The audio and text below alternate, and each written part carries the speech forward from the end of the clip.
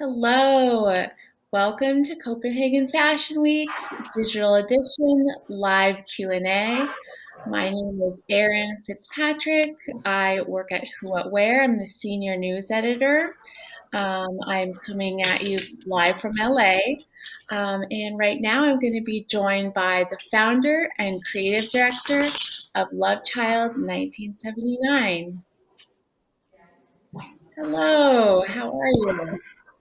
Hello, Erin. How are you? Good.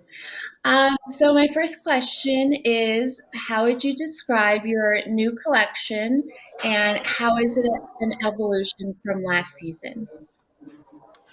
We have been looking into what is really working for Lovechild, and then we have tried to develop on that, adding new details, new fabrics.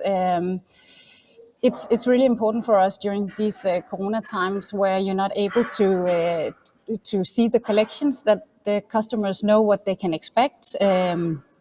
So we have been worked a lot with the essentials. Um, we have also added a lot of focus to our outerwear and what is working with the pants. We are selling really good, so it's easy for the buyer to buy the collection, even though we are in Corona. Great. So what are some prints and some colors that you're loving for autumn? Uh, this time we have a floral print, which is kind of a signature for Lovechild. We have like a stripe print that is more minimalistic. And then we have a leopard print as well. And that's it for the print part this time. Because we actually started off as something else than a printed brand. So we have been focusing a lot on fabrics this time to give something else to the collection instead of the printing. Um, I especially like the vest we have been making this season, both in knitted and in woven fabrics as well, because I think they add a dimension to an outfit. You can style it, and it can be something different.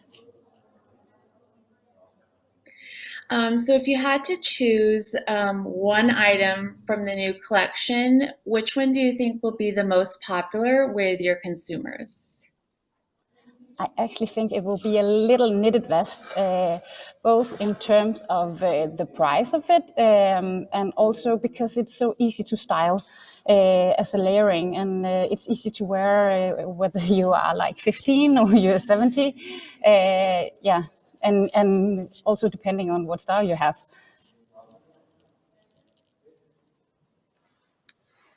So what I know there are probably many, but what are some of the main challenges that you had producing this collection during COVID and with quarantines? We are working with small specialized suppliers, and they have really taken a beat when someone got ill because there are not so many employed. They can't just get the new staff to handle the production or handle the samples. So there's been a lot of delays, and we even had to cancel parts of the production. So it's been really sad also for them because they are also losing business. Yeah. And so what do you see as the future of fashion weeks? Do you think it'll get back to normal eventually, or do you think the digital component is here to stay? And what are your thoughts on the future of I fashion actually really weeks? hope that it. I actually really hope that it will get back to normal. I think there's something really special in having a show with people watching it. I like the part where we are digital, and I like the part where we're filming it, and you reach out to so many more people. But still, there is a certain feeling. I like to compare it a little bit when you go to a concert. There is this certain feeling that everybody who's there is feeling, but you can't really have that when you're watching on a screen. And I I enjoyed making this show today, but I'm still missing a part. I think it's really really beautiful, but I'm really missing a part. So I hope that we will get back to normal, and I really hope that it will be already from August.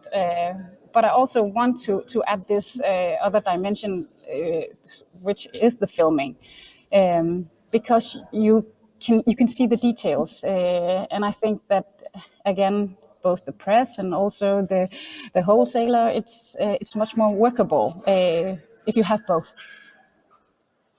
Right. Yeah. Yeah, I hope to come back to Copenhagen. I'm in Los Angeles right now. Yeah, I really hope uh, so too. yeah. And then one last question. Since we are digital now, how are you using social media to kind of engage with your audience?